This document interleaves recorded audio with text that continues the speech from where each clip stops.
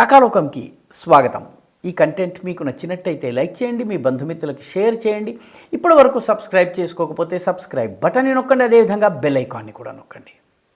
భారత ప్రధానమంత్రి నరేంద్ర మోదీ ప్రస్తుతము ఫ్రాన్స్, అమెరికాల పర్యటనలో ఉన్నారు. ఫ్రాన్స్ భాగపు పర్యటన పూర్తయిపోయింది. ప్రస్తుతం ఆయన అమెరికాలో ఉన్నారు. ఫ్రాన్స్లో ఆయన తొలి రోజు ఆర్టిఫిషియల్ ఇంటెలిజెన్స్, కృత్రిమ మేధస్సుకు సంబంధించినటువంటి ఒక కీలకమైన సదస్సులో పాల్గొన్నారు. ఆ తరువాత రోజు ఆయన మార్సేయ్ అనేటటువంటి పట్టణానికి వెళ్ళారు.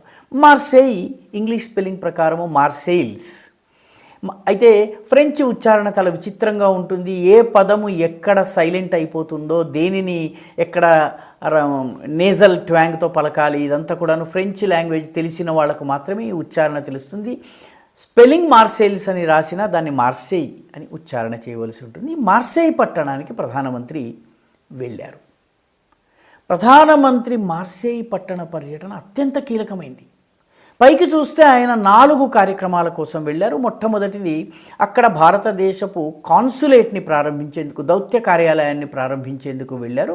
మార్సేయ్లో భారతీయ సముదాయం చాలా పెద్ద సంఖ్యలో ఉంటుంది కాబట్టి వాళ్ళకి ఇది చాలా అవసరం. కాబట్టి ప్రతి పనికి ఫ్రాన్స్లోని రాజధాని ప్యారిస్ దాకా వెళ్లాల్సిన అవసరం లేకుండా, తెలుగువారు కూడా అత్యధిక సంఖ్యలో ఉండేటటువంటి దేశాల్లో ప్యారిస్ ఒకటి. ఎందుకంటే యానాం కనెక్షన్ మనకి ఉంది.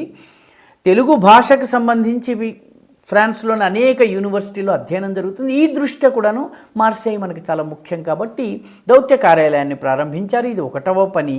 2వ పని, దానికి దగ్గరలో ఉన్నటువంటి ఒక సమాధి స్థలంలో దాదాపు 10,000 మంది భారతీయ సైనికుల సమాధులు ఉన్నాయి. మొదటి 2వ ప్రపంచ యుద్ధంలో ఫ్రాన్స్ని కాపాడేందుకు తమ ప్రాణాలు అర్పించిన 10,000 మందికి అక్కడ ఒక స్మృతి చిహ్నం ఉంది. ఆ స్మృతి చిహ్నాన్ని ప్రధానమంత్రి సందర్శించటమే కాక ఫ్రెంచ్ అధ్యక్షుడిని కూడా తీసుకువెళ్ళారు.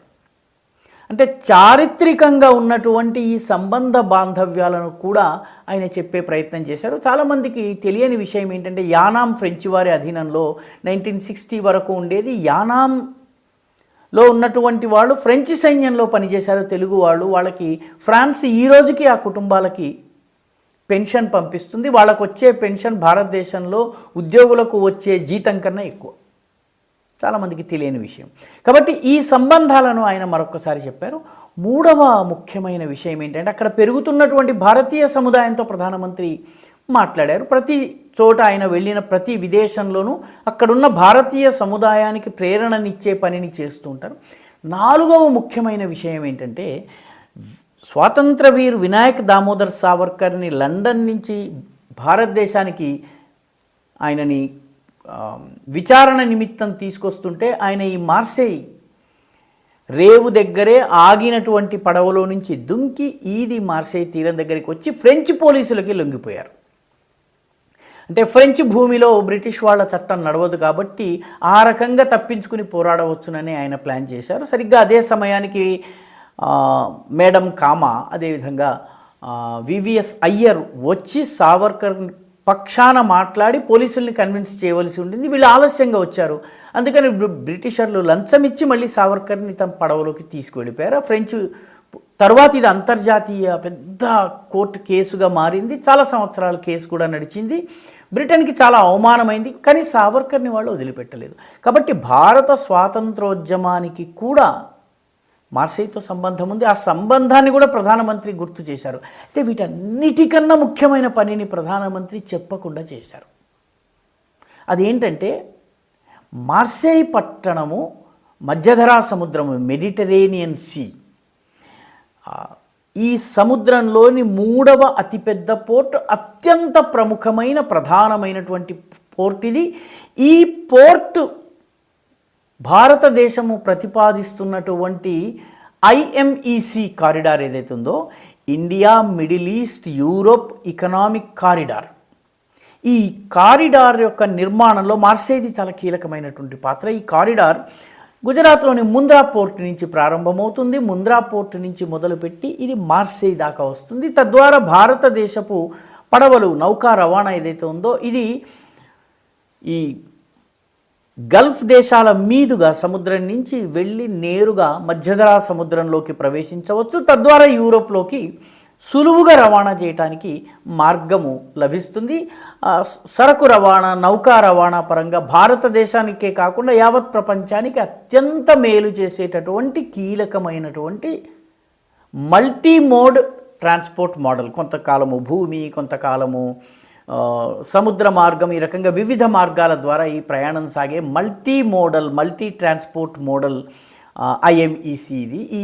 దీనిని ప్రధానమంత్రి G8 సమ్మిట్ మన దేశంలో జరిగినప్పుడు ప్రతిపాదించారు. అన్ని దేశాలు ఆమోదించిన, అన్నిటికన్నా ముందు ఆమోదించింది ఫ్రాన్స్ దీనికోసం ఒక ప్రత్యేక ప్రతినిధిని కూడా నియమించింది. ఆయన ముంద్రా పోర్టును వచ్చి ఇన్స్పెక్షన్ కూడా చేసి వెళ్ళారు. కాబట్టి మార్సేయి పట్టణంలో ఉన్నప్పుడు ఈ ఐఎంఐసి గురించి కూడాను ఫ్రెంచ్ అధ్యక్షుడు మ్యాక్రాన్ అదేవిధంగా మోదీ మధ్య కీలకమైనటువంటి చర్చలు జరిగినాయి. ఎందుకంటే ఇది భారతదేశానికి రవాణా పరంగా అత్యంత కీలకమైనది. అంతేకాకుండా ఇది వెస్ట్ ఏషియాతో వెస్ట్ కోస్ట్, యూరోప్ యొక్క వెస్ట్ కోస్ట్కి మనకి కనెక్టివిటీని పెంచేటటువంటి అత్యంత కీలకమైనది. రానున్న రోజుల్లో ఇది భారత ఆర్థిక వ్యవస్థకు బలిమిని చేకూర్చేటటువంటి చాలా విప్లవాత్మకమైనటువంటి ఆలోచన ఇది.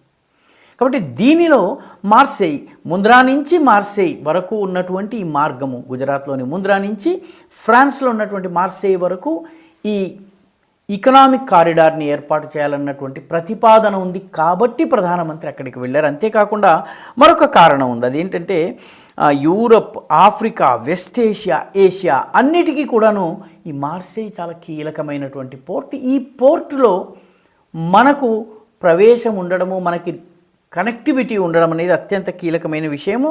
ముఖ్యంగా ఇది టెలికమ్యూనికేషన్ హబ్ కూడాను. చాలా దేశాలకు సంబంధించినటువంటి టెలికమ్యూనికేషన్ లైన్స్ ఈ మార్సేయి మీదుగా వెళ్తాయి. ఆఫ్రికాకి కావచ్చును, ఏషియాకి కావచ్చును, యూరప్కి కావచ్చును, అమెరికన్ కాంటినెంట్స్కి కావచ్చును. ఈ టెలికమ్యూనికేషన్ కనెక్టివిటీ అంతా కూడా ఈ పట్టణము అత్యంత కీలకమైన స్థానంలో ఉంది, టెలికమ్యూనికేషన్ హబ్గా. కాబట్టి డేటా ట్రాన్స్ఫర్ కావచ్చును, లేకపోతే టెలిఫోనీ కావచ్చు, ఇంటర్నెట్ కావచ్చును, వీటన్నిటికీ కూడా ఇది చాలా ముఖ్యమైనది. కాబట్టి ఈ ప్రాంతము మన ప్రభావ క్షేత్రంలో ఉండడం భారతదేశానికి అత్యంత కీలకమైంది. రానున్న రోజుల ప్రపంచ వ్యవస్థ, వరల్డ్ ఆర్డర్ ఏదైతే ఉందో ఇది అత్యంత కీలకమైన పట్టణం. కాబట్టి ఈ పట్టణంతో మన ఐఎంఈసిని లింక్ చేయడం జరుగుతుంది. ప్రధానమంత్రి ముఖ్యంగా వెళ్ళింది ఈ పని కోసం. మిగతా 3-4 పనులు ఏవైతే ఉన్నాయో ఇవి ముఖ్యంగా కాన్సులేట్ నిర్మాణము, భారతీయ సముదాయంతో మాట్లాడటము, ఫ్రెంచ్ దేశాధినేతతో చర్చలు, సావర్కర్ ప్రస్తావన, సైనికుల ప్రస్తావన, ఇవన్నీ ఒక ఎత్తు. భారత ఫ్రాన్స్ సంబంధాలను పునఃప్రతిష్టాపించేటటువంటి ప్రయత్నం. కానీ అన్నిటికన్నా ముఖ్యమైనది ఏంటంటే ఈ ఐఎంఈసి. నిజానికి గల్ఫ్ యుద్ధం కారణంగా, ఇజ్రాయెల్ హమాస్ యుద్ధం కారణంగా కొంత ఈ ఐఎంఈసికి ఇబ్బంది వచ్చింది. ఇప్పుడు సిరియాలో కూడాను అసద్ పాలన వెళ్ళిపోయిన తర్వాత వచ్చినటువంటి మార్పులో ఇజ్రాయెల్ ప్రభావ క్షేత్రము సిరియాలో పెరిగిన నేపథ్యంలో జోలానీ వంటి నాయకుడు ఉన్నప్పటికీ కూడాను ఇజ్రాయెల్ ప్రభావము సిరియాలో చాలా ఉంది. ఇరాన్ ప్రభావం తగ్గిన నేపథ్యంలో ఈ ప్రాంతంలో ఐఎంఈసికి ప్రత్యామ్నాయ మార్గం కూడా లభించే పరిస్థితి ఉంది. అంటే మధ్యధరా సముద్రంలోకి ప్రవేశించేందుకు భూమార్గం కూడా భారత్కి లభించే అవకాశం ఉంది. కాబట్టి ఈ నేపథ్యంలో ప్రధానమంత్రి పర్యటన అత్యంత కీలకమైనది మార్సేయిలో. ఈ వీడియో మీకు నచ్చినట్టయితే లైక్ చేయండి, షేర్ చేయండి, ఈ ఛానల్కు సబ్స్క్రైబ్ చేయండి. మీ అభిప్రాయాన్ని కమెంట్ల రూపంలో తప్పనిసరిగా పంపించండి.